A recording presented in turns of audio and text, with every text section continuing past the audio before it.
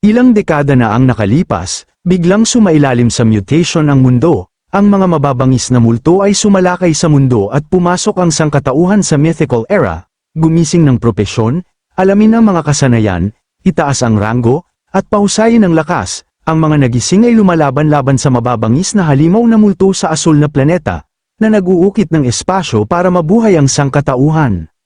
Walang alinlangan, ang mythical era ay ang panahon ng mga nagising na propesyonal, sa asul na planeta, sa loob ng Longxi Federation, sa Haicheng High School, nagsimula na ang seremonya ng paggising. Para sa seremonya, hindi mabilang na mga estudyante ang nagtipon sa isang malaking field.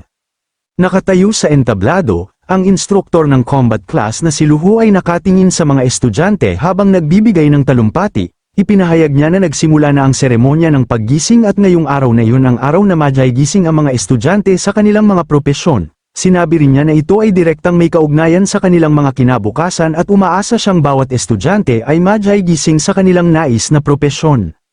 Kasabay nito, nakita natin ang ating bida. Ang ating bida ay isang freshman sa Haicheng High School at ang pangalan niya ay Fang Zhou. Habang nakikinig sa talumpati, ngumiti ang ating bida at naisip sa sarili, matapos lumipat dito ilang taon na ang nakalipas, sa wakas ay dumating na ang araw na gumising ng propesyon. Kasalukuyang tinawag ni Instructor Luhu ang ating bida sa entablado. Bilang tugon, pumayag ang ating bida at nagsimulang maglakad patungo sa entablado. Habang naglalakad ang ating bida, may ilang mga babae na nakatingin sa kanyang gwapong mukha at nag-uusap-usap. Isang babae ang nagtanong ng may pagkamausisa, sana malaman ko kung anong propesyon ang maghihiging kay Fang Zhou. Agad na sumagot ang isa pang babae, base sa kanyang vibe, hula ko ito ay magiging pari. Nang marinig yun, pumayag ang isa pang babae at sinabing, sa tingin ko rin, sayang naman kung hindi maging pari na may ganyang kagwapong mukha. Samantala, may ilang mga lalaki na nakatingin sa ating bida ng may inis. Isang batang may gintong buhok ang nagsabi sa hindi kasiya siyang tono, iano kung medyo gwapo siya. Ang mga nagising ay kailangan pa ring umasa sa kanilang mga propesyon para magsalita para sa kanila. Pumayag ang isa pang lalaki at sinabing tama siya. Gayunpaman, narinig ng babaeng nakatayo sa tabi nila ang kanilang usapan at agad na tumugon, nagseselos lang kayo sa kanyang kagwapuhan. Nang marinig yun, ang dalawang lalaki ay napatahimik na lamang habang patuloy na naglalakad ang ating bida patungo sa entablado. Kasabay nito, si Luhu, na tumingin sa mga dokumento ni Fang Zhou at naisip sa sarili, si Fang Zhou, isang ulila ng mga martir, ay may mahusay na pisikal na kondisyon at mataas na grado sa mga asignaturang akademiko. Kaya naman maraming tao ang nakapansin sa kanya. Di nagtagal, dumating ang ating bida sa entablado at ipinatong ang kanyang kamay sa awakening device. Sa sandaling dumampi ang kanyang kamay sa device, isang malakas na gintong enerhiya ang bumulusok patungo sa langit habang ang isang bakas ng itim na enerhiya ay nahalo rito at tumaas din. Ang enerhiyang inilabas ay lubhang malakas at lumikha ng napakalaking epekto sa buong lugar. Nang makita ang nakakagulat na reaksyon, ang mga estudyanteng naroroon ay agad na natulala. Isang estudyante ang sumigaw sa pagkabigla, napakalakas na reaksyon. Isang estudyante ang nakatitig sa eksena nang hindi makapaniwala at sumigaw, hindi pwede. Ang kanyang propesyon nagigising ay magiging ganito rin ba kalakas? Habang ang isa pang estudyante ay tumingin kay Fang Zhou nang may paghanga at sinabing, gaya ng inaasahan kay Fang Zhou, ang aking idolo. Gayunpaman, habang nanunood ang lahat, ang itim na enerhiya sa tabi ng ating bida ay nagsimulang umikot sa kanya. Samantala, ang gintong enerhiya ay tuluyan ang nawala. Di nagtagal, ang itim na enerhiya ay dumiretso sa langit, na naging dahilan upang magbago ang kulay ng buong kalangitan. Nadama ang nakakatakot na enerhiyang ito, si Luhu, na lubhang nagulat, habang nararamdaman ang penomenon, naisip niya sa sarili, nagagawa niya talagang mag-trigger ng penomenon sa langit at lupa. Anong klaseng hindi kapani-pani walang propesyon kaya ang Jin Aiseng ng batang ito? Kasabay nito, nagsimulang lumitaw ang kakaibang mga bisyon sa langit dahil sa itim na enerhiya. Maraming iba't ibang uri ng halimaw ang lumitaw sa mga bisyong yun, kabilang sa kanila ang maraming skeleton type na halimaw na malinaw na makikita sa buong kalangitan. Di nagtagal, matagumpay na natapos ang paggising ng ating bida. Sa sandaling yun, lumitaw ang isang sistema notification at ipinaalam sa ating bida na nagtagumpay ang kanyang paggising. Kasabay nito, inihayag din ito ang kanyang propesyon. Ang props yung ipinakita sa ating bida ay Necromancer. Nang makita ang propsyong ito, ang ating bida ay naging bahagyang seryoso at sinabi sa sarili, isang necromancer, ito ba ang aking propesyon? Gayunpaman, sa sandaling narinig ng mga estudyanteng naiinis sa ating bida ang tungkol sa kanyang propesyon, agad silang napalakas ng tawa. Nang tumingin ang ating bida sa kanila, ang batang may gintong buhok ay tumawa ng malakas at nangutya, gumawa ng napakalaking eksena para lamang magising bilang isang necromancer. Isang estudyante ang tumawa at idinagdag, kahit na ito ay isang bihirang propesyon, ito ay tunay na ganap na pinakamababa sa lahat ng combat professions. Isang ikatlong estudyante ang tumawa rin at sinabing, nakakatatawa, ang lakas ng propesyon ay walang kinalaman sa mga akademikong grado. Nang marinig ang lahat ng kanilang mga komento, ang ating bida ay naging seryoso at nagsimulang mag-isip sa sarili. Totoo, ang mga necromancer ay maaaring mukhang malakas, ngunit mayroon silang nakamamatay na kahinaan, kailangan nila ng sapat na malapit na koneksyon sa undead realm, ang buhay at kamatayan ay likas na magkasalungat. Bilang mga buhay na tao, saan tayo matututo tungkol sa undead realm? Matapos isipin ang lahat ng ito, tahimik na sinabi ng ating bida sa sarili na siya ay naiiba sa lahat. Pagkatapos ay lumipat ang tingin ng ating bida sa kanyang sistema panel. Sa panel ay ang pangalan ng ating bida kasama ang kanyang rango, na apprentice lower.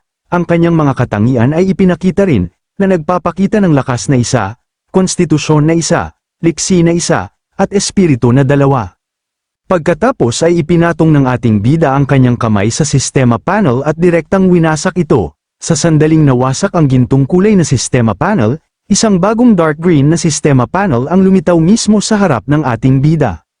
Sa sandaling nalikha ang bagong panel, agad itong binati ang ating bida at ipinaalam sa kanya na matagumpay na nagising ng host ang Undead Realm Experience System, binabati kita sa matagumpay na paggising ng sistema.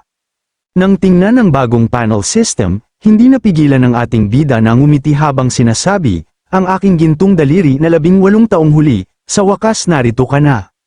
Pagkatapos noon, isa pang sistema notification ang lumitaw sa harap ng ating bida, ipinaalam ng notification sa kanya na matagumpay niyang na-unlock ang sistema. Kaagad pagkatapos nito, isa-isa pang notification ang nagsimulang lumitaw sa harap niya.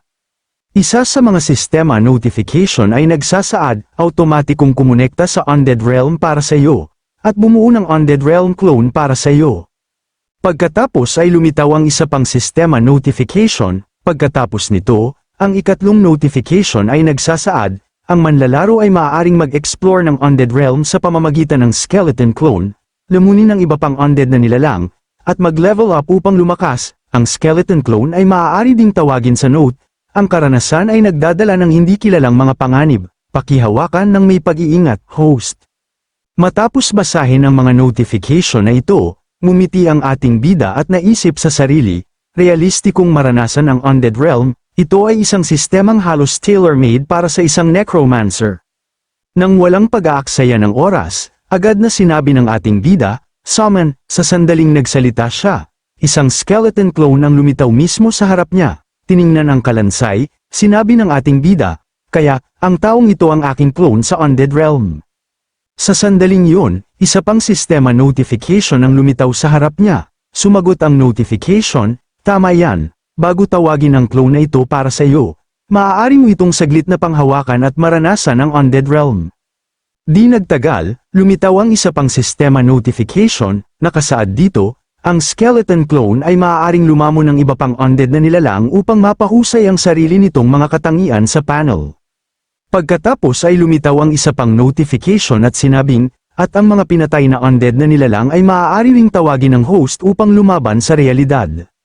Matapos basahin ang lahat ng mga sistema notification, tumingin ang ating bida sa Undead Realm sa pamamagitan ng mga mata ng clone at sinabing, kung gayon, basta't pumatay ako ng sapat sa kanila. Hindi ba't magkakaroon ako ng walang katapusang supply ng mga summon, at ang buong Undead Realm na ito ang magiging hunting ground ko.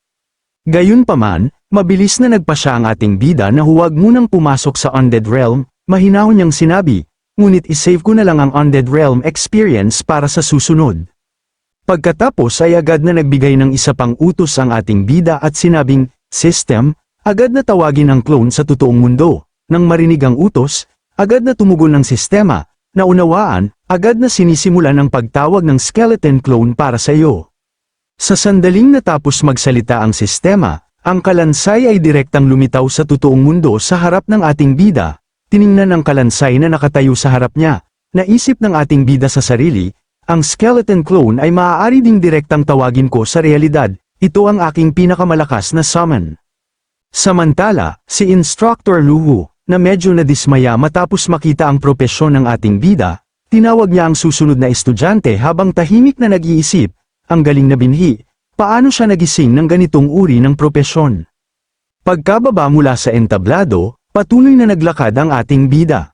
Sa sandaling yon, may ilang mga babae na lumapit sa kanya. Sinubukan siyang aliwin ng isang babae at sinabing, "Fang Zhou, huwag kang mawalan ng pag-asa." Agad na idinagdag ng isa pang babae, "Tama yan, kahit bilang isang necromancer, naniniwala akong makakamit mo ang isang legendary crown." Nang marinig ito, tumingin ang isa pang babae sa kalansay at masiglang nagtanong, "Siya nga pala, ito ba ang kalansay na tinawag mo?" Ang astig tingnan, tilda.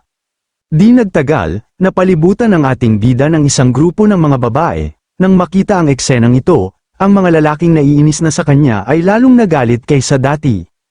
Isang miyembro ng grupo ng batang may gintong buhok ang nagngalit ng kanyang ngipin at galit na sinabi, "Haya na naman, bakit may mga babaeng bumabalot pa rin sa kanya kahit na nagising siya sa napakawalang kwentang propesyon?" Agad na nagreklamo ang isa pang lalaki, "Pwede ba niyang gawin ang gusto niya dahil lang sa gwapo siya?"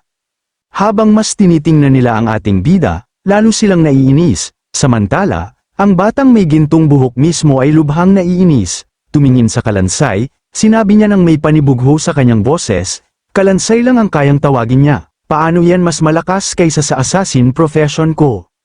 Gayunpaman, habang nagsasalita, isang masamang ngiti ang dahan-daang lumitaw sa kanyang mukha. Biglang may naalala siya at nagsimulang mag-isip sa sarili, "Oo nga pala, narinig ko na ang mga baguhang necromancer ay ilang kalansay lang ang kayang tawagin sa isang taon. Kung durugin ko ang kalansay na ito, lubos nitong mapapabagal ang bilis ng pag-level ni Fang Zhou." Nang maisip ito, palihim na tinawag ng batang may gintong buhok ang isang silent arrow sa kanyang kamay. Nang walang paalala sa sinuman, direktang pinaputok niya ang pag-atake patungo sa kalansay ng ating bida. Gayunpaman, sa sandaling mababangga na ng silent arrow ang kalansay, biglang nawala ang kalansay sa kanyang orihinal na posisyon. Nang makita ito, nanlaki ang mata ng lalaki sa pagkabigla. Bago pa siya makareaksyon, ang kalansay ay nasa likuran na niya. Hawak ng mahigpit ang kanyang sandata, agad na naglunsad ang kalansay ng isang malakas na pag-atake patungo sa mukha ng lalaki. Ang pag-atake ay tumama ng malakas sa kanyang mukha, na nagdulot ng pagputok ng dugo mula sa kanyang bibig. Ang puwersa ay nagpabalik sa kanya, at siya ay malakas na bumagsak sa lupa sa malayo. Ang mukha ng lalaki ay lubos na namaga at naging pangit dahil sa tama, nakahiga sa lupa nang hindi makapaniwala. Hindi niya maintindihan kung paano naging posible ang ganito. Dahan-daang sinubukan ng lalaki na tumayo. Habang nahihirapang bumangon, tumingin siya kay Fang Zhou at galit na sumigaw, "Fang Zhou, ano ang sinisikap mong gawin sa akin? Sinusubukan mo ba akong patayin?" Kasabay nito, napuno ng galit ang kanyang puso. Habang nakatingin sa ating bida, galit niyang naisip, "Hayan na, paano naging napakalakas ng kanyang kalansay?" Nakita pa nito ang isang pananambang na inilunsad mula sa bulag na lugar. Ngunit bilang isang skeleton mage, kahit gaano kalakas ang kanyang summon, ang kanyang pangunahing katawan ay hindi dapat malakas. Matapos isipin ito, agad na sumugod ang lalaki patungo sa ating bida ng buong bilis. Gusto niyang atakihin si Fang Zhou ng personal at turuan siya ng leksyon. Gayunpaman, sa sandaling umabot ang kanyang kamay sa ating bida, agad na hinawakan ni Fang Zhou ang kanyang braso. Pagkatapos ay pinaikot siya ng ating bida at malakas na hinayla palapit. Kasabay nito, ikinuyom ng ating bida ang kanyang kamao at lumikha ng isang malakas na suntok. Tumingin ng diretso sa lalaki, malamig niyang sinabi, "Labis ang pagtitiwala sa iyong kakayahan." Sa sandaling lumabas ang mga salitang yun sa kanyang bibig, ang kamao ng ating bida ay direktang bumagsak sa mukha ng lalaki. Ang puwersa ay nagpabalik sa kanya muli bago siya malakas na bumagsak sa lupa. Sa pagkakataong ito, halos mawala na ng malay ang lalaki. Nang makita ang lahat ng nangyari, ang mga estudyante sa paligid nila ay lubos na natulala. Matapos turuan ng leksyon ang lalaki, basta na lamang lumingon ang ating bida at nagsimulang maglakad palayo. Habang umaalis, mahinahon niyang sinabi na ito ay masyadong nakakatamad at siya ay aalis na. Sa sandaling yun, si Instructor Luhu, na sa wakas ay dumating matapos marinig ang lahat ng kaguluhan, tumingin sa paligid at nagtanong kung ano ang eksaktong nangyari at bakit may napakaraming ingay. Agad na humakbang ang isa sa mga babae at nagpaliwanag. Sinubukan ni Liu Renjia na panambangin si Fang Zhou kanina at nauwi sa insta-kill. Mabilis na idinagdag ng isa pang babae, isang suntok lang, bagsak na. Nang marinig ito, ang mga estudyante sa malapit ay agad na nagsimulang talakayin ang sitwasyon sa kanilang sarili.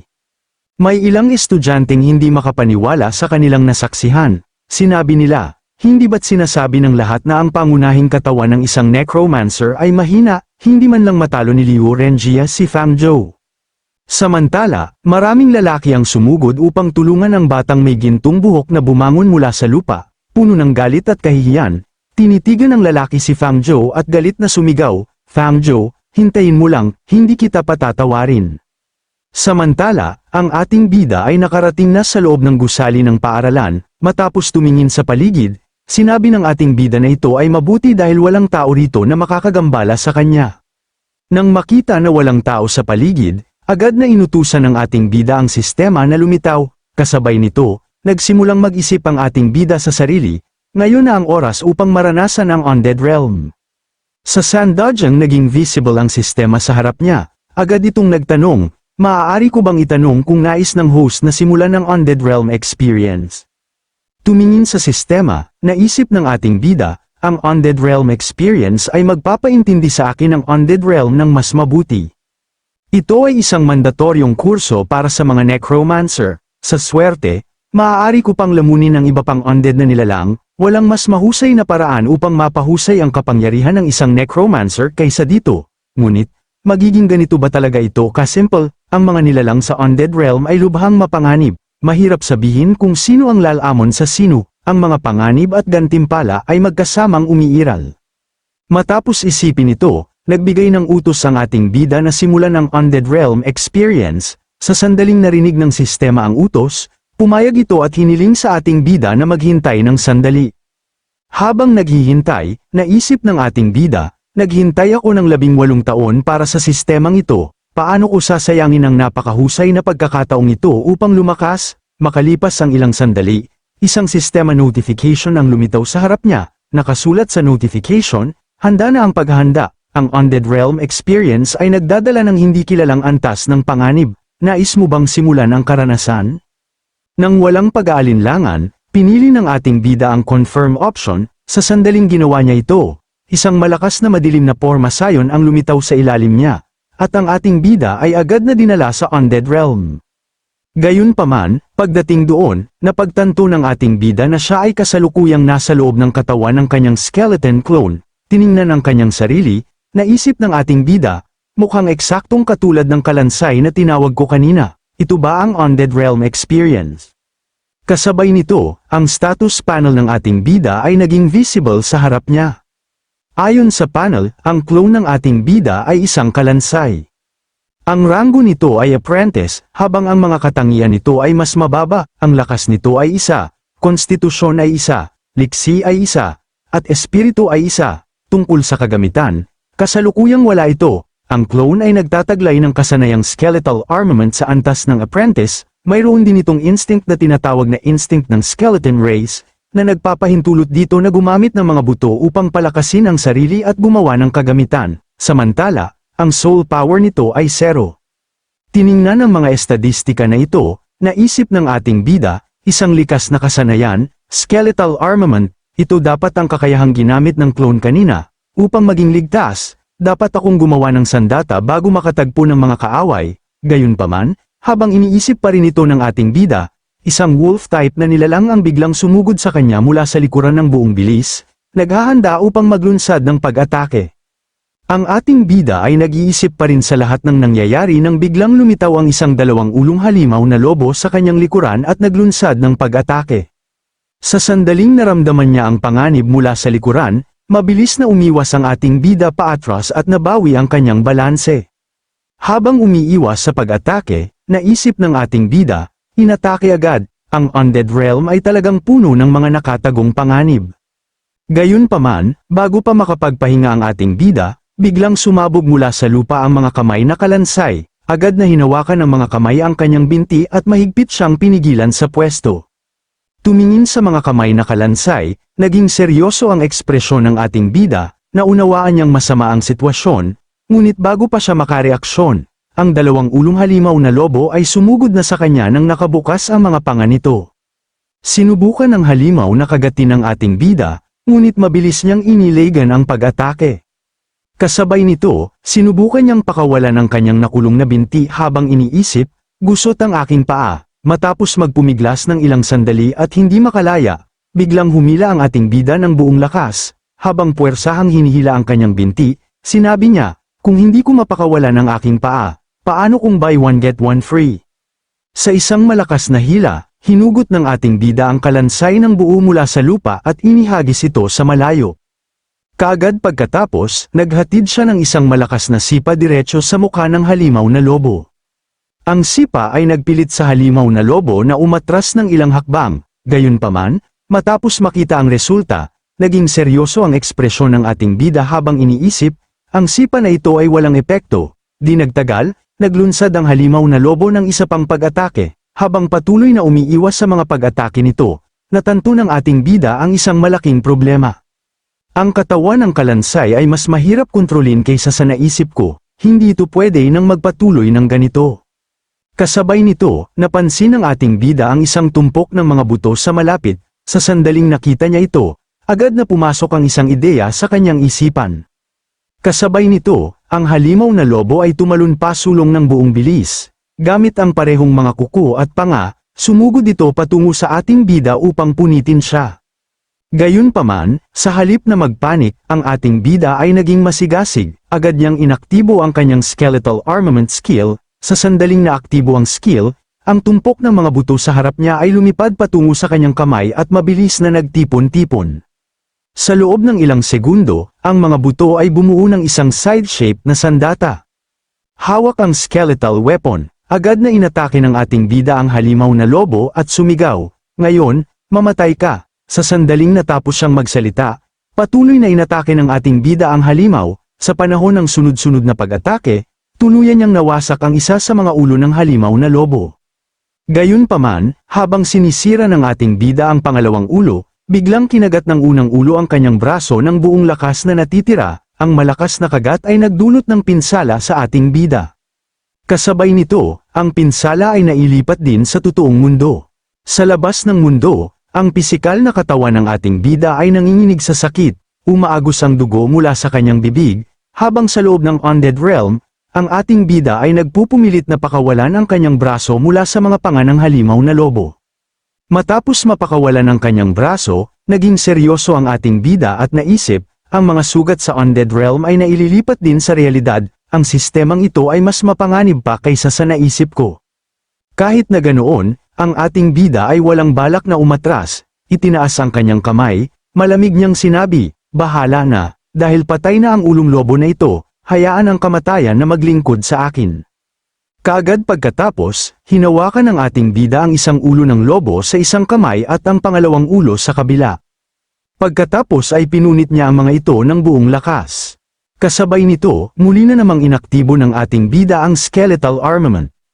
Sa pagkakataong ito, ang tumpok ng mga buto ay nagtipon-tipon at bumuo ng isang parang latigo na sandata. Nang walang pag-aaksaya ng oras, sinimulan ng ating bida na iwagayway ang bone whip sa halimaw na lobo, isa-isa ang mga pag-atake na tumama sa katawan ng halimaw. Ang halimaw na lobo ay patuloy na tumatanggap ng matinding sugat, damyugo ang lahat habang ang bone whip ay paulit-ulit na humahampas sa katawan nito. Samantala, ang ating bida ay walang senyales ng paghinto, patuloy niyang inatake ang halimaw na lobo ng paulit-ulit nang hindi ito binibigyan ng pagkakataong makabawi. Matapos tiisin ang walang tigil na pag-atake sa maikling panahon, ang halimaw na lobo ay tuluyang bumagsak.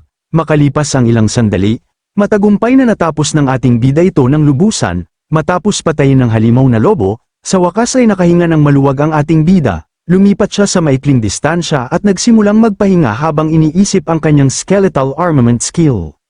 Habang iniisip ito, sinabi ng ating bida, ang skeletal armament ay mas kapaki-pakinabang kaysa sa naisip ko, gaya ng inaasahan sa isang skill na kasama ng sistema.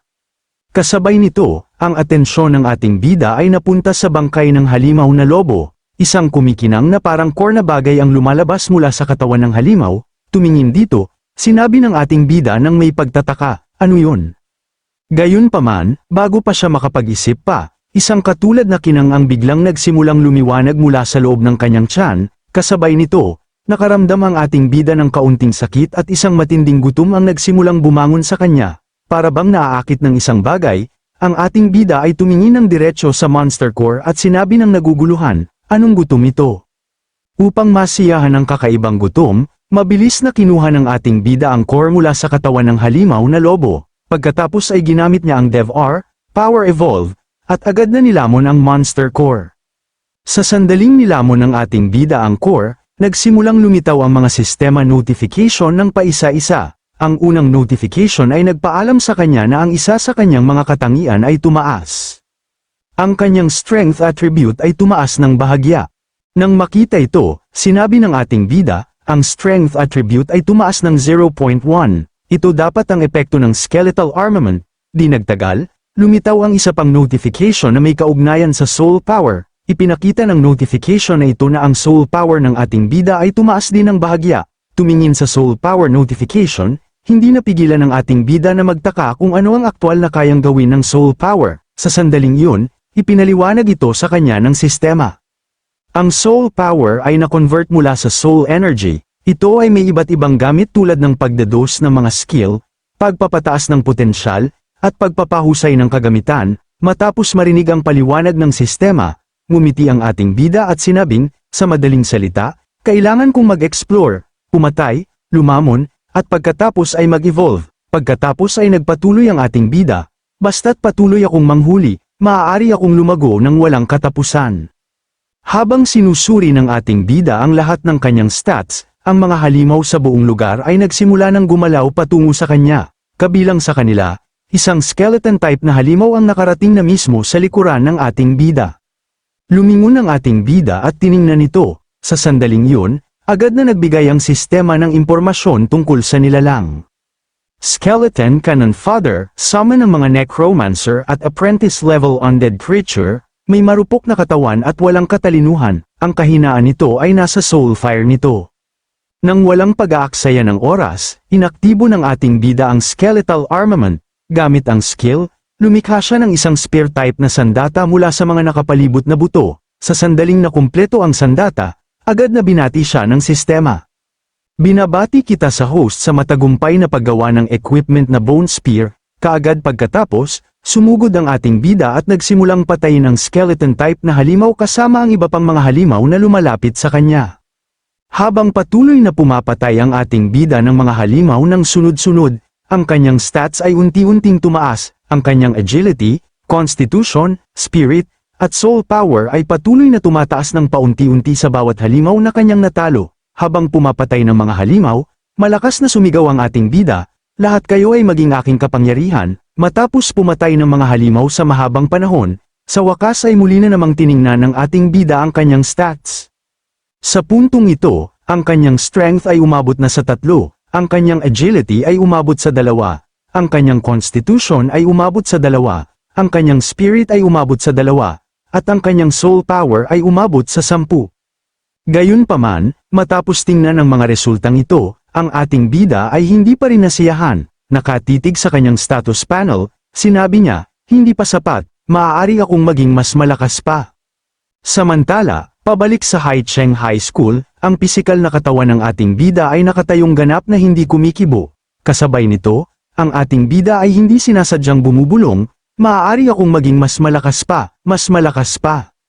Kasabay nito, may isang babae na lumapit sa ating bida, marahan niya itong itinulak at sinubukang gisingin habang tinatawag, Classmate Fang Yu. Gayunpaman, ang kamalayan ng ating bida ay kasalukuyang nasa loob ng undead realm, kaya hindi niya maramdaman ang anumang nangyayari sa paligid niya. Nang walang makitang tugon, malakas na tinawag ng babae ang kanyang pangalan muli.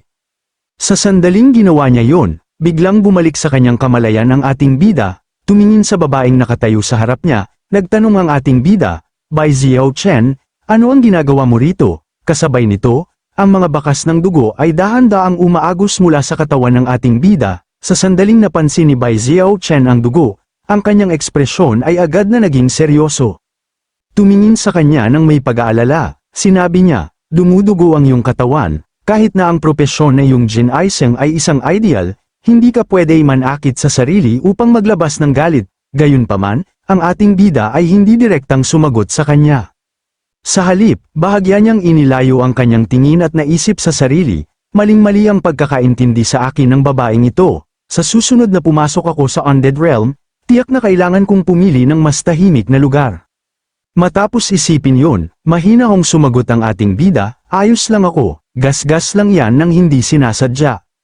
Nang marinig ang sagot na yon, tumingin si Bai Xiaochen sa kanya nang may pagdududa, malinaw na hindi siya naniwala at patuloy na tumingin ng diretso sa kanyang mga mata, sinusubukang baguhin ang paksa, humakbang pasulong ang ating bida at sinabing, malapit nang magsimula ang meditation class, mas mabuting bumalik tayo sa klase.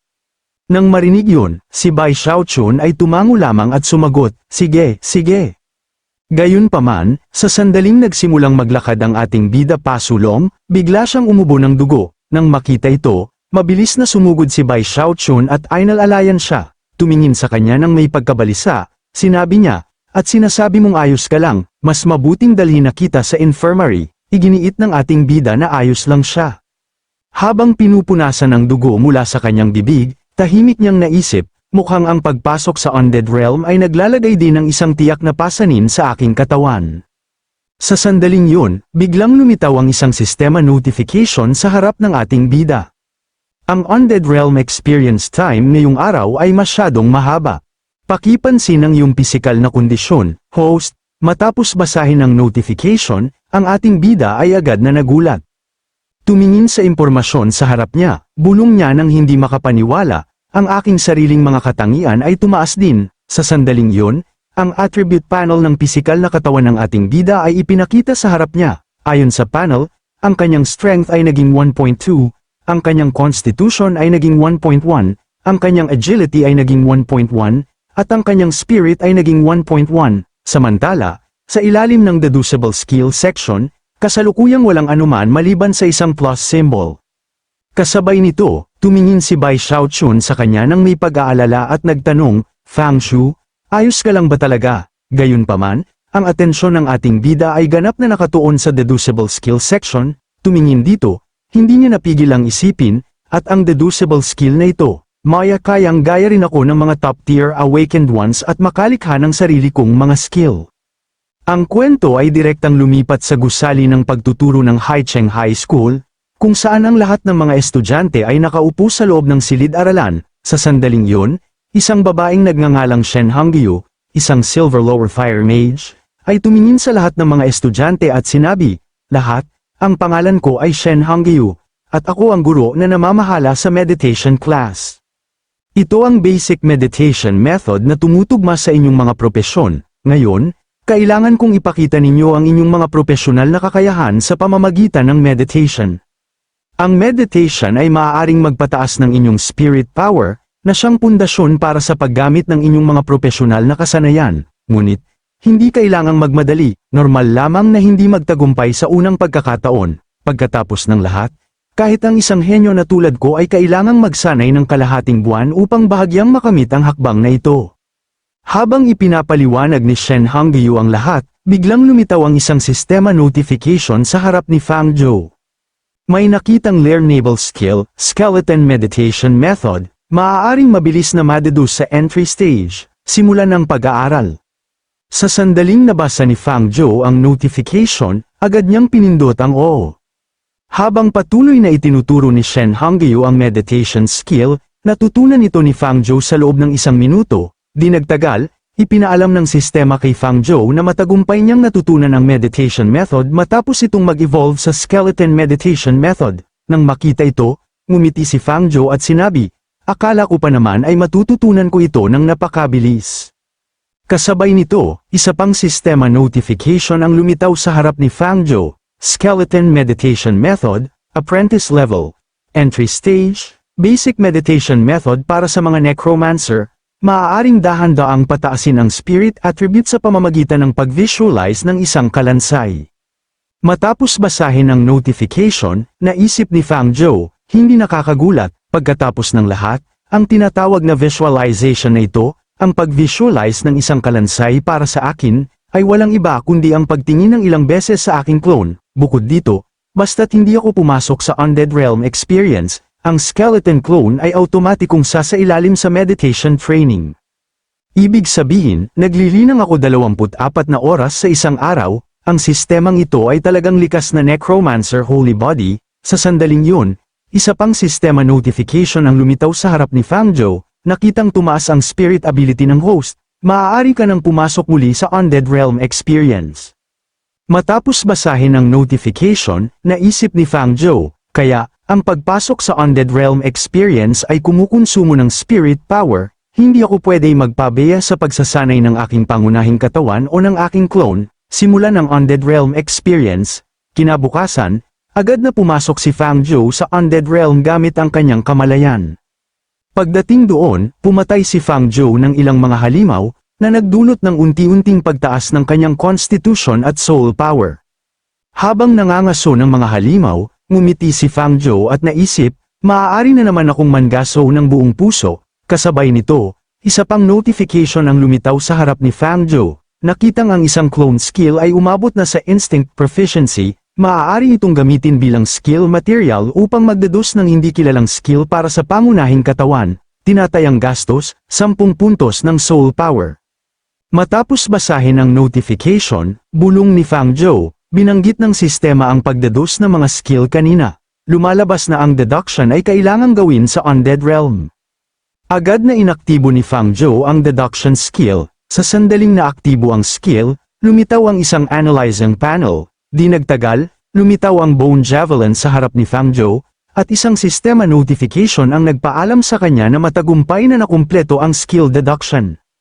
Pagkatapos ay ipinakita ng sistema ang Bone Javelin, apprentice level, proficient, mag-condense ng Bone Javelin upang ihagis sa mga kaaway, nagdudulot ito ng parehong armor-piercing physical damage at death energy damage. Ang dami, lakas, at saklaw ay nakadepende sa spirit, attribute at skill proficiency.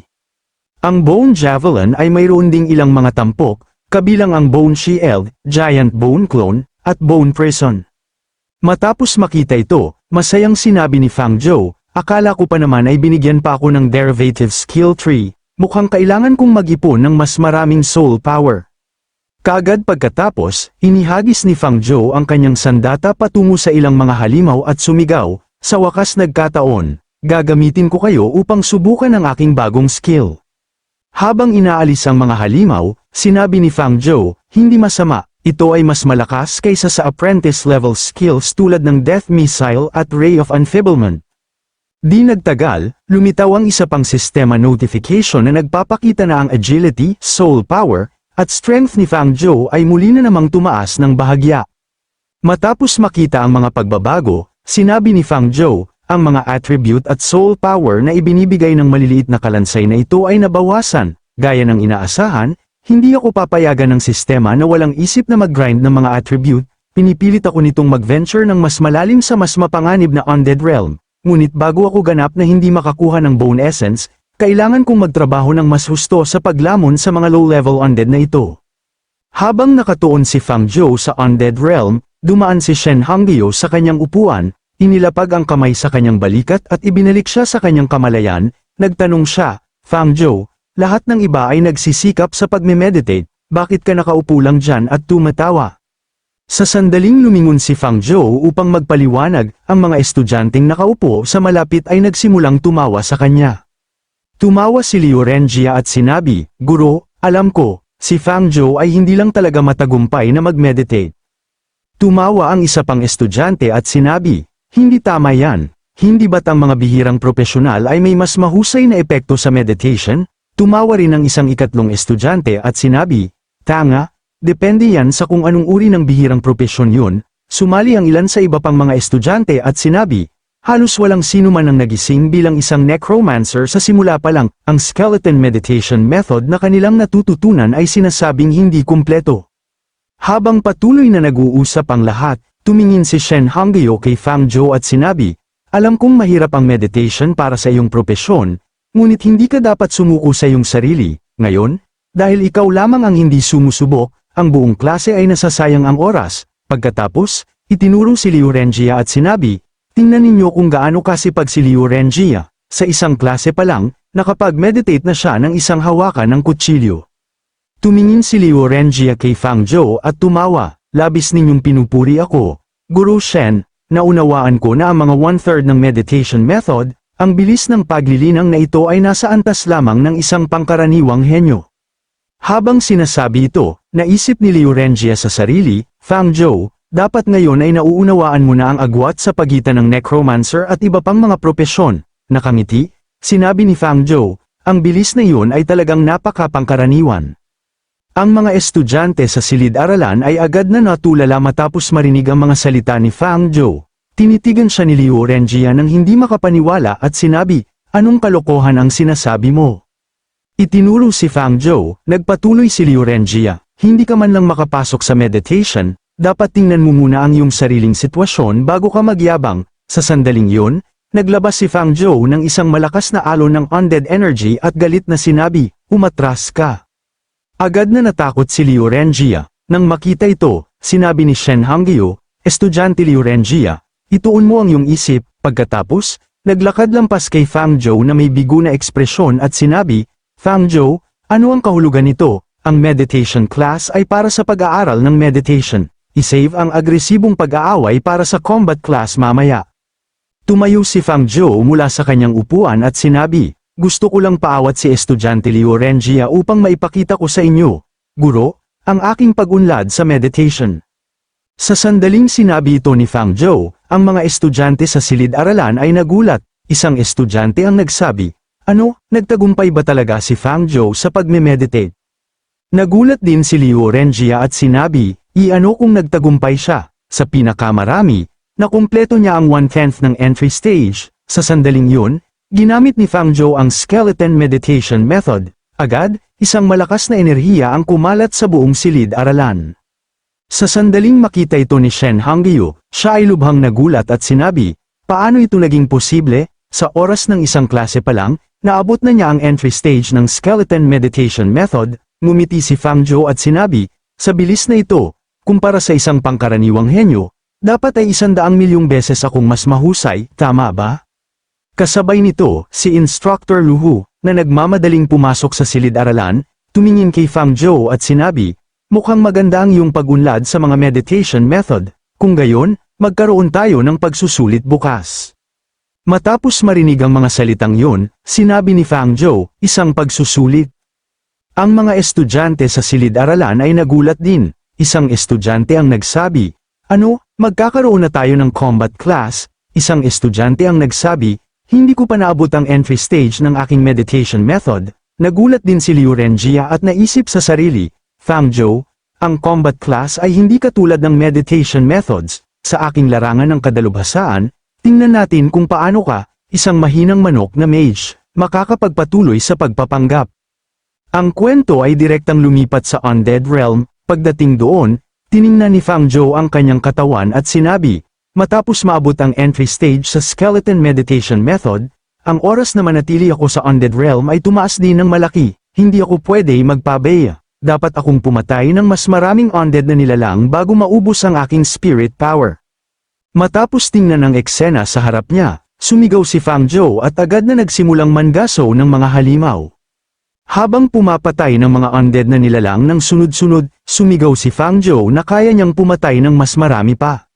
Matapos alisin ang isang malaking bilang ng mga halimaw, sinabi ni Fang Zhou, ang spirit power ngayong araw ay halos naubos na rin. Kasabay nito, lumitaw ang isang sistema notification sa harap ni Fang Zhou. Tumaas na ang antas ng profesional na clone ng host, ang kasamang skeleton clone ay pinalakas.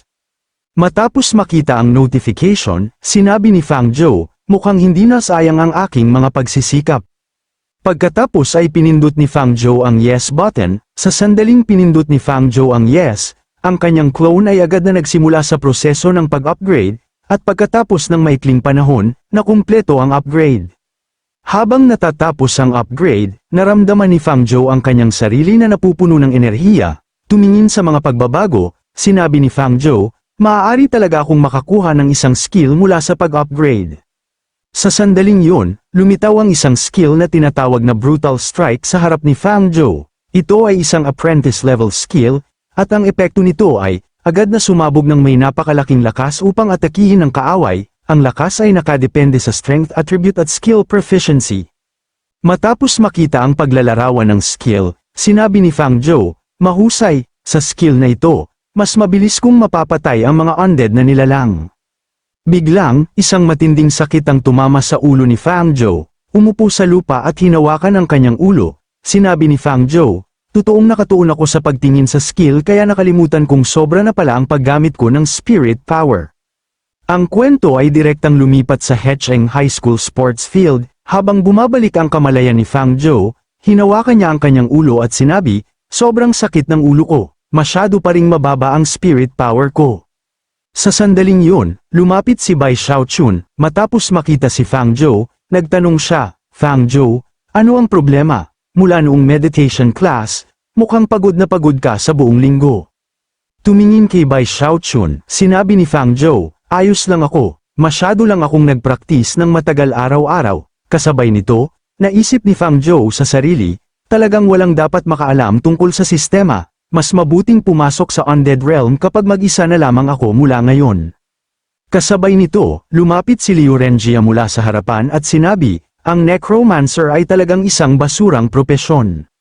Nanghihina ka na ng ganyan pagkatapos lamang mag-meditate ng mas matagal, ang kanyang mga alipores ay sumusunod din sa kanya. Isang alipores ang nagsabi, eksakto, huwag mong isipin na ang galing-galing mo dahil lang naabot mo ang entry stage sa meditation method. Isang alipores ang nagsabi rin, sa huli, ang isang propesyon ay kailangan pa ring umasa sa lakas upang magsalita para sa sarili nito. Tumingin kay Liu Renjia, galit na sumigaw si Bai Xiaochun, masyado na kayong nagpapalabis, hindi naman kayo inaaway ni Fang Zhou. Tama ba? Bakit lagi ninyong tina-target si Fang Zhou? Tumawa si Liu Renjia at sinabi na nagsasabi lamang siya ng totoo. Sa sandaling yun, nagtanong si Fang Zhou sa bahagyang inis na boses, ano ang gusto mo? Gusto mo bang masuntok muli? Galit na sumigaw si Liu Renjia, huwad, tingin mo ba ay pareho pa rin ako noong isang linggo? Pagkatapos, inaktibo ang kanyang skill at tinawag ang isang punyal sa kanyang kamay. Tumawa siya at sinabi, natutunan ko na ang isang profesional na skill. Ngayon, isang galaw na lang ang kailangan upang talunin ka. Kasabay nito, dumating si Instructor Luhu at nang makita ang nangyayari, sinabi niya, tigil na kayong lahat. Sa sandaling makita ni Liu Renjia at Fang Zhou si Instructor Luhu, agad silang tumigil. Si Luhu, na tumitig kay Liu Renjia at sumigaw, itinuturo ng paaralan sa inyo ang mga kasanayan upang pumatay kayo ng mga mababangis na multo sa hinaharap, hindi upang mag-away-away kayo. Magalang na sumagot si Liu Renjia, naunawaan ko. Pagkatapos ay tumingin si Luhu kay Fang Zhou at sinabi, nakita ko ang iyong mga resulta sa meditation class, kailangan mo ring magsikap sa combat class. Pumayag si Fang Zhou, at habang nagsisimula ng umalis ang lahat, tumingin siya kay Instructor Luhu at naisip, mukhang sinasadya ni Guro Luhu na ako ay alagaan. Pagkatapos nito, naglakad si Luhu sa gitna ng field at sinabi sa lahat na magtipon. Sa sandaling marinig siya ng mga estudyante, lahat sila ay sumagot ng oo at mabilis na nagtipon sa sports field. Tumingin sa mga estudyanteng nakatayo sa likuran niya, sinabi ni Luhu, dalhin ninyo ang lahat ng mga bagay dito. Matapos marinig ang utos, isang estudyante ang tumugon at nagdala ng isang malaking kahon. Inalis ni Luhu ang tela na nakatakip sa kahon at inihayag ang isang apprentice-level test golem sa lahat. Itinuro ito, nagpaliwanag siya, ito ay isang apprentice-level test golem, maaari nitong subukan ang inyong attack capabilities at defense capabilities, gamit ang pinakamahinang cannon fodder unit ng Abyss Demons, ang Imp, bilang sanggunian. Ang defense power na kailangan upang harangan ang matutulis nitong mga kuko ng harapan ay 100. Samantala, ang golem ay nakatayo doon na ipinapakita sa lahat ang kanyang hinlalato. Isang estudyante ang nagtanong, ang test golem na ito ay mukhang medyo sira-sira. Hindi ba ito masisira namin? Matapos marinig ang tanong, malakas na sinampal ni Luhu ang golem sa ulo at sinabi, walang bagong estudyante ang nakasira ng mga golem na ito. Kung sino man sa inyo ang makapag-disassemble ng isang golem gamit ang sarili ninyong lakas ngayong araw, ako, si Luhu, ay handang mag-apply para sa isang reward na 20 alliance contribution points sa aking pangalan bilang isang instruktor para sa kanila. Nang marinig ito, ang lahat ng mga estudyante ay masiglang sumigaw, Akala ko pa naman ay mag-aalok siya ng 20 alliance contribution points agad, ngayon may dahilan na tayo upang sumulong. Matapos marinig ang mga salitang yon, naisip ni Fang Zhou, sa mundong ito, ang contribution points ay nagsisilbing umiikot na pera, kailangan mo ang mga ito upang bumili ng mga item at skill. Pagkatapos nito, ang mga estudyante ay nagsimulang pumila ng isa-isa upang magparehistro ng kanilang mga pangalan, lahat ay nakatayo sa pila na naghihintay ng kanilang pagkakataon na subukan ang golem. Habang isinusulat ang kanilang mga pangalan, sinabi ni Lu Hu, pumila ng isa-isa. Magsisimula tayo sa mga karaniwang propesyon. Isang fire mage na estudyante ang humakbang pasulong at inatake ang golem, ngunit walang nangyari. Tumingin sa resulta, sinabi ni Lu Hu, attack capability 48, kailangan mo pang mag-practice. Agad na nadismaya ang estudyante at sinabi, naramdaman ko namang malakas yun, paano naging ganito kababa ang halaga? Pagkatapos nito, isa pang estudyante ang umatake gamit ang isang espada. Ngunit ang resulta ay walang pinagkaiba, isa-isa, ang mga estudyante ay lumapit at sinubukan ang kanilang lakas laban sa golem gamit ang kanilang mga propesyon. Matapos ang lahat, tumingin si Lu Hu sa lahat at inihayag, lahat ng karaniwang propesyon ay tapos na sa pagsubok, ang natitirang mga espesyal na propesyon ay maaaring pumunta sa entablado ng maayos, ang mga estudyanteng nakapagsubok na ay nalungkot matapos marinig ito. Isang estudyante ang nagsabi, para sa amin na mga karaniwang propesyon, walang ni isang test score ang pumasa sa 60. Isang estudyante ang nagreklamo, kaya pala naging mapagbigay si Guru Lu Hu, hindi namin makukuha ang 20 contribution points na yun. Isang ikatlong estudyante ang bumantong hininga at sinabi, sana malaman ko kung anong mga score ang makukuha ng mga nakatagong profesional na yon. Samantala, si Fang Zhou ay nakatayo sa malayo na tumitingin sa kanyang sistema panel at nag-iisip, ang aking mga pag-atake ngayon ay lubos na nakadepende sa aking kalansay, sana malaman ko kung ang mga halaga ng test golem ay maaaring kalkulahin ng pinagsama-sama. Nakatayo sa tabi niya, tumingin si Liu Renjie kay Fang Zhou at sinabi, nakikita ko ang nag-aalangan mong ekspresyon, alam mo na ang iyong attack power ay tiyak na nasa ilalim, di ba? Pagkatapos, hinugot ang kanyang punyal at sumugod patungo sa golem ng buong bilis. Sinabi ni Liu Renjie, ipapakita ko sa iyo ang agwat sa pagitan natin ngayong natutunan ko na ang isang skill, sa sandaling makarating sa golem, ginamit ni Liu Renjie ang Phantom Dagger, matapos panuorin ang pag-atake, inihayag ni Lu Hu, Liu Renjie, attack capability 80. Agad na tumawa si Liu Renjie at sinabi, nakikita mo ba yan? Ito ang kapangyarihan ng nakatagong propesyon na Phantom Assassin. Matapos marinig ang kanyang pagyayabang, sinabi ni Bai Xiao Chen, ano ang ipinagmamalaki mo, hindi lang ikaw ang nagising ng isang nakatagong propesyon. Susunod, tinawag ni Lu Hu ang isa pang pangalan, Ye Fan. Sa sandaling marinig niya ang kanyang pangalan, sumagot si Ye Fan ng oo at nagsimulang maglakad pasulong. Habang lumalapit si Ye Fan sa golem, ang mga nakapaligid na estudyante ay nagsimulang talakayin siya. Isang estudyante ang nagsabi, naalala ko ang propesyon na Jin Aising ni Ye Fan ay Demon Hunter, tama ba? Sumagot ang isa pang estudyante, tama yan, balita ay napili siya ng mga nakatataas ng paaralan pagkatapos ng kanyang paggising, at nag-set up pa sila ng isang research group para sa kanya. Isang babaeng malapit ang nagsabi, nakakaselos, sana malaman ko kung gaano kalaki ang kanyang attack capability. Pagkatapos ay hinugot ni Ye Fan ang kanyang sandata at naghatid ng isang malakas na suntok laban sa golem. Nang makita ang resulta, ilang mga estudyante ang agad na nagsimulang mag-usap, 65 lang, ang halagang ito ay kaunti lang ang taas kaysa sa akin. Sa sandaling yun, sinabi ni Lu Hu na hindi pa tapos ang pagsubok. Pagkatapos, naglunsad si Ye Fan ng isa o dalawa pang pag-atake sa golem. Pinanood ang huling resulta, inihayag ni Lu Hu, Ye Fan, attack capability 100. Matapos makumpleto ang kanyang pagsubok, nagsimulang maglakad palayo si Ye Fan, pinanood siyang umalis, naisip ni Fang Zhou, kaya ang attack capabilities ay maaaring kalkulahin ng pinagsama-sama, kung gayon, ang pagsira ng isang test golem ay hindi rin dapat maging mahirap para sa akin. Matapos makumpleto ang kanyang takdang aralin, tumayo si Ye Fan sa harap ng lahat at mayabang na nagpahayag na mukhang walang kalaban sa klaseng ito na makakahigit sa kanya. Nang marinig ang mga salitang yun, agad na itinuro siya ni Liu Renjie nang may galit at sinabi na ang score na ito ay nakamit lamang sa pamamagitan ng pag-stack ng mga pag-atake, at kung alam niya lang sana, umaatake rin sana siya ng ilang beses pa. Nakatayo sa malapit, tumingin din si Bai Xiaochan kay Ye Fan at nagtanong kung saan makakakuha ng combo skill ang isang assassin na tulad niya. Sa sandaling natapos siyang magsalita, tinawag ng instruktor ang kanyang pangalan at sinabi, Bai Xiaochan, humarap ka. Sa sandaling narinig niya ang kanyang pangalan, sumagot siya at naglakad pasulong upang tapusin ang kanyang takdang aralin. Habang humaharap siya, inaktibo niya ang kanyang skill at nagsimulang mag-ipon ng hangin sa kanyang bibig. Agad na lumitaw ang isang berdeng aura sa paligid ng kanyang katawan. Habang patuloy siyang nangongolekta ng hangin gamit ang kanyang skill, naisip niya na siya ay isang nakatagong propesyonal pagkatapos ng lahat at hindi pwede masyadong mapahiya. Kinabukasan, biglang naglunsad si Bai Xiaochan ng isang malakas na pag-atake sa testing machine. Sa sandaling lumitaw ang resulta, ang lahat ng nakapaligid sa kanya ay lubos na natulala dahil ang numerong ipinakita ay 31.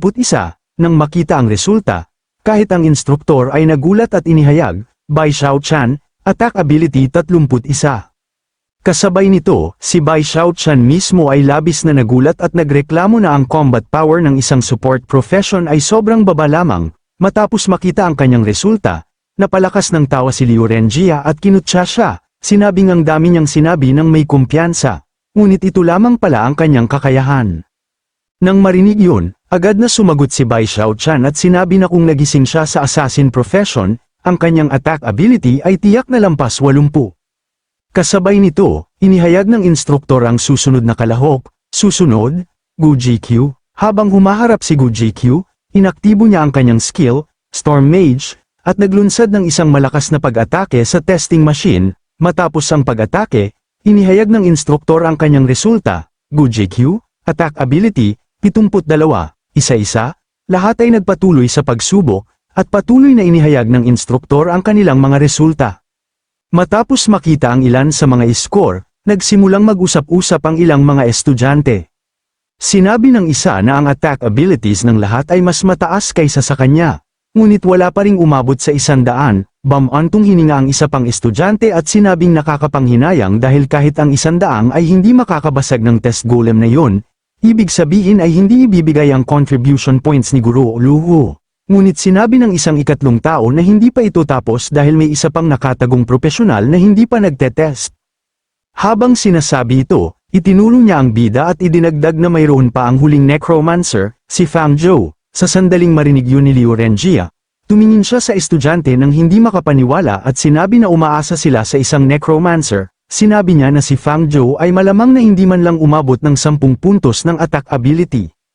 Tumango ang estudyante bilang pagsang-ayon, at nagpatuloy si Liu Renjia, sinabing hindi pa nga tiyak kung ang mga kalansay ni Fang Zhou ay makatayo ng maayos. Nang marinig ang lahat ng yon, mahinahong nagtanong ang bida kung talagang sigurado si Liu Renjia na hindi niya makukuha ang 20 contribution points na yon. Agad na napalakas ng tawa si Liu Renjia at sinabi na kung makakabasag din si Fang Zhou, kakainin niya ang test golem mismo sa mismong lugar. Nang marinig ang mga salitang yun, ngumiti ang bida at pinaalalahanan siya na siya mismo ang nagsabi niyan. Sa sandaling makita ni Liu Renjia kung gaano kumpiyansa si Fang Zhou, ang ngiti sa kanyang mukha ay tuluyang nawala, at tinitigan siya ng may pagkabigla. Sa sandaling yun, nagsimulang maglakad pasulong ang bida at magalang na sinabi sa lahat na umatras ng kaunti. Nang marinig yun, nainis si Liu Renjia at nagtanong kung natatakot si Fang Zhou na ang data ay masyadong mahina at pagtatawanan siya ng lahat. Ngumiti ang bida at sumagot na hindi yun ang dahilan. Ipinaliwanag niya na ang skill na kanyang ilalabas ay nangangailangan ng medyo malaking espasyo. Sa sandaling sinabi niya yun, inaktibo niya ang kanyang skill, biglang lumitaw ang mga berdeng tanikala sa paligid ng kanyang katawan, at sa loob ng ilang sandali, nagsimula siyang tumawag ng mga kalansay ng sunod-sunod. Nang makita ang napakaraming kalansay, ang lahat ng nakatayo doon ay lubos na natakot. May sumigaw ng hindi makapaniwala, nagtanong kung may 10th kalansay nga ba, at kung nagbibiro si Fang Zhou.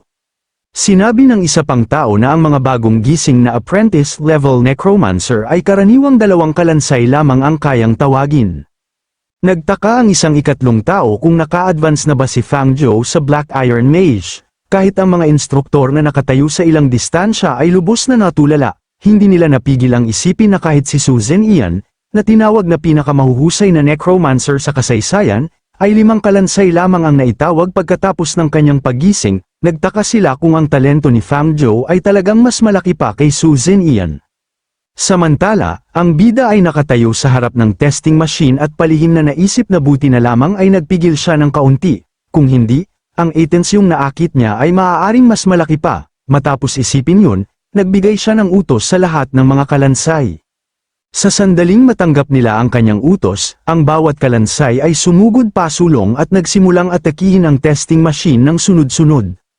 Nang makita ang hindi kapani-paniwalang bilis ng mga kalansay, nanlaki ang mga mata ni Liurengia sa pagkabigla, at hindi niya napigil ang mapabulalas na hindi kapani-paniwala ang bilis nila. Sa oras na sinabi niya ang mga salitang yon, ang mga kalansay ay nakarating na sa makina, ang ilan ay sumalakay sa mukha nito, habang ang iba ay tumama sa tiyan nito. Unti-unti, nagsimulang lumitaw ang mga resulta sa screen. Di nagtagal, ang kabuuang resulta ni Fang Zhou ay ipinakita. Attack ability, 65. Matapos makita ito, ang mga tao sa malapit ay nagsimulang mag-usap-usap muli. Sinabi ng isa na nagdulot ito ng napakalaking ingay, ngunit ang attack value ay hindi naman talaga mataas. Sumagot ang isa pang estudyante na ang 65 ay kahanga-hanga na dahil maraming mandirigma ang hindi nakakaabot ng halagang yon. Ikinumpas pa rin ng isang ikatlong tao ang kanyang ulo at sinabing ang pagkamit ng gayong maliit na halaga na may napakaraming kalansay ay nagpapatunay na ang mga necromancer ay mahina pa rin. Matapos makita ang resulta, napalakas ng tawa muli si Liurengia at kinutya siya. Tinanong kung ito na ba at kung 65 puntos lang ang kaya niya. Ang kaibigang nakatayo sa tabi niya ay tumawa rin ng malakas at itinuro na sa karaniwan, ang isang kalansay ay hindi man lang makapagbigay ng 10 puntos ng attack ability. Nang marinig ang lahat ng iyon, ang bida ay ipinikit lamang ang kanyang mga mata at ngumiti, pagkatapos ay mahinahon niyang sinabi na huwag magmadali dahil ito ay simula pa lamang. Sa sandaling lumabas ang mga salitang iyon sa kanyang bibig, ang mga ngiti ni Liurengia at ng kanyang mga kaibigan ay tuluyang nawala. Agad na nagtanong si Liurengia kung ano ang ibig niyang sabihin at kung sinusubukan pa rin niyang lumaban ng patay na. Sa sandaling iyon, itinaas ng bida ang kanyang kamay sa hangin at sinabi na kung ang 10 ay hindi sapat, gagawin nilang 20. Sa sandaling natapos siyang magsalita, nagsimula siyang tumawag ng mas maraming kalansay, isa-isa. Hindi mabilang na mga kalansay ang lumitaw sa paligid niya. Nang makita ang gayong hindi kapani-paniwalang eksena, ang lahat ng naroon ay lubos na natulala. May sumigaw na si Fang Zhou ay nagpipigil pala kanina. Tinansya ng isa pang tao na may hindi bababa sa 20 kalansay na naroroon at nagtaka kung mayroon ng ganitong kalakas na necromancer sa kasaysayan. Isang babaeng nakatayo sa malapit ang tumingin sa kanya nang may pananabik at sinabing alam na niya sa simula pa lang na kayang-kaya ni Fang Zhou iyon. Habang nag-uusap-usap pa ang lahat ng mga kalansay ay sumugod patungo sa testing machine at nagsimulang salakayin ito ng sunod-sunod. Sa loob ng ilang segundo, ang mga numero sa screen ng makina ay nagsimulang magbago ng mabilis. Pagkatapos, makalipas ang ilang sandali, ang buong makina ay biglang sumabog at tuluyang nawasak. Nang makita ang pagsabog, ang lahat ay lubos na nagulat. Sumigaw ang isa na hindi ito 65 dahil sinira ni Fang Zhou ang tolerance limit ng golem. Napabulalas ang isa pang tao na kasisimula pa lamang niyang magising, isang ikatlong tao ang tumitig sa kanya ng lubos na hindi makapaniwala at nagpahayag na ang taong ito ay hindi tao. Sa mismong sandaling yun, ang notification plate ng makina ay nahulog mismo sa harap ni Liurengia. Ipinakita dito ang resulta na 999, sa sandaling makita niya ito, ang lahat ng kulay sa mukha ni Liurengia ay nawala at sumigaw siya na nalampasan ng numerical limit at imposible ang ganoong bagay. Pagkatapos ay lumapit ang bida sa kanya, pinulot ang ulo ng test golem at ipinakita ito sa kanya. Sa malamig ng ngiti, pinaalala niya kay Liurengia na ngayon ay pwede na niya itong kainin, pagkatapos ay idinagdag niya na kung ayaw ni Liurengia na kainin ito, ayos lang din, kailangan lang niyang mawala sa kanyang paningin magpakailanman. Nang makita ang galit sa mga mata ni Fang Zhou at marinig ang mga salitang yun, nagalit si Liurengia. Gayunpaman, wala siyang lakas ng loob na gumawa ng anuman at basta na lamang lumingon at umalis habang sumisigaw na tiyak na pagbabayaran niya si Fang Zhou sa susunod. Pagkaalis niya, mabilis na tumakbo si Bai Xiaochan palapit sa bida at masiglang sinabi sa kanya na sobrang lakas niya at hiniling na turuan siya kung paano siya nagal-inang. Nang marinig ang kanyang tanong, ngumiti ang bida at basta na lamang sumagot na ito ay normal na meditation training lamang. Sa sandaling yun, lumapit ang instruktor at masayang pinuri siya. Sinabing talagang nabuksan ang kanyang mga mata. Ngumiti ang bida ng magalang at sumagot na labis siyang pinupuri ng guro. Sa sandaling marinig yun, Inilapag ng instruktor ang kanyang kamay sa balikat ni Fang Zhou at sinabi ng nakangiti na tiyak na lalabanan niya upang makuha siya ng isang pwesto sa listahan ng mga kritikal na nililinang na binhi ng paaralan. Lumipat ang eksena, sa loob ng opisina ng punong guro. Ang punong guro ay nakaupo habang tumitingin sa isang ulat at binasa ang mga nilalaman nito ng malakas. Mula sa 10,000 bagong estudyante sa buong paaralan, 9,103 ang matagumpay na nagising, habang 897 ang nabigo. Ang awakening success rate ay humigit kumulang 71%. May kabuuang 85 bihirang propesyonal, namely Earth Knight Zhao Yuan, Chanting String by Xia Huang, Chen Storm Mage Gu GQ, at Demon Hunter Yi Fan, tungkol sa 100 kritikal na nililinang na binhi. Ang 85 taong ito ay maaaring ilagay ng diretso sa listahan. Gayunpaman, ang necromancer na yun na walang anumang kinabukasan, mas mabuting iwan na lamang siya.